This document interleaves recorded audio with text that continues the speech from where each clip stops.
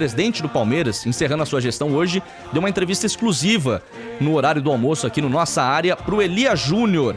Ele, inclusive, fez um balanço da gestão dele, que foi marcada não só por conquistas dentro de campo, mas também por elogios dos funcionários, principalmente pela maneira como ele lidou nesse momento de pandemia. Eu tenho muito orgulho do que nós construímos nas categorias de base. 97 títulos nós tivemos até então em 5 anos, vários atletas revelados, vários títulos no futebol profissional, bicampeão da Libertadores. Nós temos hoje todas as nossas contas equilibradas, nós não temos R$1 de adiantamentos de contratos futuros. A gente sai com uma marca acima de 1,7 bilhão de reais. É um outro Palmeiras, se a gente comparar com períodos anteriores, a gente hoje tem um outro clube. E o Maurício Gagliotti fala o que espera desse clube hoje e nas mãos de uma nova gestão, da Leila Pereira, que assume a partir de amanhã pelos próximos 3 anos. A Leila tem contribuído muito com o clube, esse é o discurso, é isso que ela tem feito até então, é isso que está no plano de trabalho dela, é isso que está na proposta, enfim. Ela foi eleita como candidata única no Palmeiras e tem por objetivo ajudar o clube. O clube precisa das pessoas que querem um clube cada vez melhor, cada vez maior, enfim. Então, o que a Leila comenta é, se um dia tiver algum tema, então que envolva a Palmeiras e envolva a Crefisa, ela vai direcionar ao Conselho Deliberativo. E ainda nessa semana, o Palmeiras, já na gestão da Leila, deve oficializar essas contratações que estão engatilhadas. O Verdão, mais uma vez, sendo criativo no mercado sul-americano, fugindo do óbvio e analisando atletas já há algum tempo antes de finalizar as contratações. O Marcelo Lomba será o reserva do Everton na próxima temporada, 34 anos, está vindo do Internacional, deve assinar por 2 anos. O Herta, zagueiro, 28 anos, chileno, da Universidade Católica, deve assinar por 4 temporadas. E o Atuesta, colombiano, do Los Angeles FC, por 5 anos. Além dessas contratações e saídas, dessa movimentação no mercado da bola para movimentar o elenco de atletas, há uma questão também, uma dúvida relacionada à comissão técnica, à diretoria, manutenção de Abel Ferreira e Anderson Barros, começando pelo português, técnico que tem contrato até dezembro de 2022 e tem uma proposta de renovação por mais 2 anos, com vínculo até 24.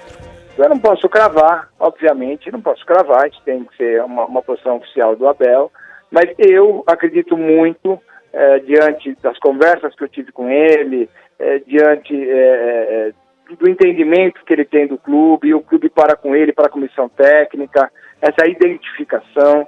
Então eu acredito muito que ele continue conosco. Tem multa no contrato, a gente não pode abrir, porque é um contrato de confidencialidade, mas a gente, na verdade, nem pensa nisso. A gente pensa em o Abel continuar conosco.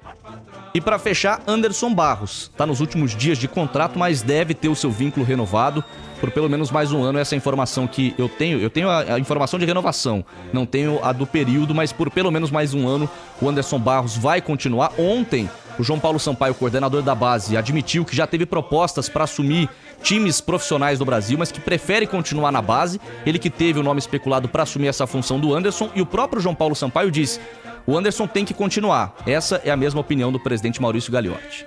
Ele tem um contrato que não tem data. O contrato do Anderson, ele não tem data de encerramento. Então, ele está no departamento de futebol. Obviamente, essa é uma situação que envolve o próximo ciclo, né?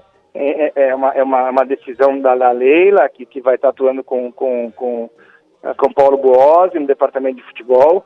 Mas eu te digo que a importância do Anderson, do Cícero, do João Paulo, desses 3 profissionais que lideram todo o departamento de futebol do Palmeiras, é muito grande. Só para fechar, antes da opinião de vocês, o Palmeiras está de olho em mais um atleta que pode chegar, e o nome analisado no momento é o do Wesley Moraes, atacante que inclusive teve recentemente convocação para vestir a camisa da seleção brasileira, tem 25 anos de idade, pertence ao Aston Villa da Inglaterra, mas depois de uma lesão, ele voltou a ser emprestado para o clube que ele atuava antes, na Bélgica, o Clube Bruges. Mesmo assim não teve uma sequência tão grande ali, jogou só 6 vezes, e há pouco ele falou, numa entrevista aos amigos do GE, do Globoesporte.com, que ele se diz muito feliz com o interesse do Palmeiras e que não descarta voltar ao Brasil. Que era a tua opinião, Soler, sobre o que disse o Gagliotti nesse último dia de gestão e sobre esse interesse do Palmeiras no atacante Wesley Moraes? Bom, o Gagliotti foi perfeito, né, ao falar da necessidade de renovação com o Anderson Barros, né? cara que quando chegou parecia até um pouco folclórico, né? Só pelo fato de não ter WhatsApp, ou então, pelo menos, não ter ali uma comunicação, entre aspas, moderninha, né?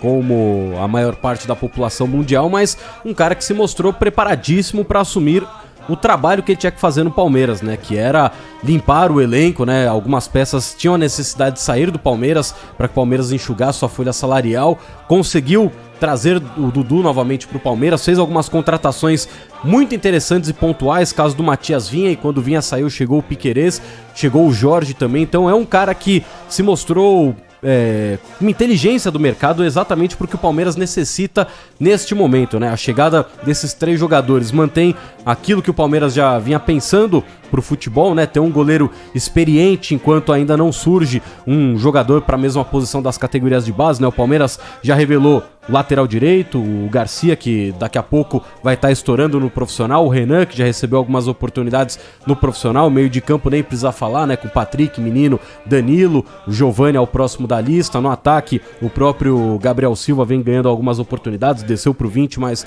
na próxima temporada deve voltar de novo, assim como Wesley, Veron apareceram no titular, então no gol ainda não apareceu ninguém, então Marcelo Lomba, nome experiente, eu ainda tenho um pé atrás pela categoria do goleiro Marcelo Lomba, mas pelo pouco que ele vai jogar pode ser um bom nome.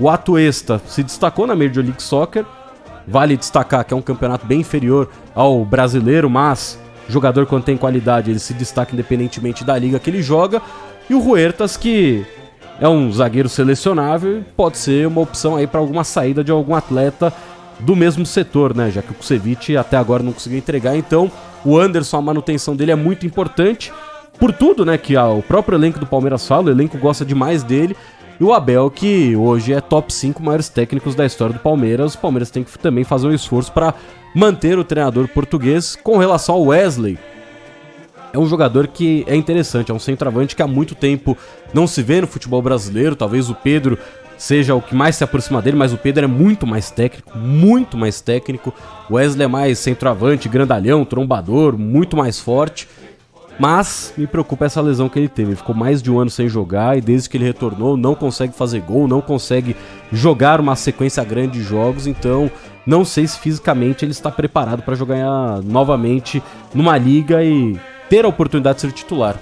Gabi, quero a tua opinião sobre as palavras do Gagliotti, sobre a gestão dele de um modo geral, claro, sobre o Wesley, atacante que está sendo especulado no Palmeiras e que está sendo analisado nesse momento, ele que pode chegar justamente porque o Palmeiras terá perdas ali na frente. O William Bigode não jogará no Santos, isso é certo, mas mesmo tendo mais um ano de contrato, tem negociação avançada para jogar no Fluminense, e o Luiz Adriano já foi informado que não faz parte dos planos. Pelo que eu apurei, ele tem sondagens do México, dos Estados Unidos e dos Emirados Árabes. Então ele já está livre para decidir o futuro, ou para se acertar e fazer uma rescisão amigável, ou eventualmente para tentar fazer um acordo, Gabi. Felizmente pro Palmeiras, né? Acho que esse é um cenário que a gente já viu se desenhando ao longo da temporada.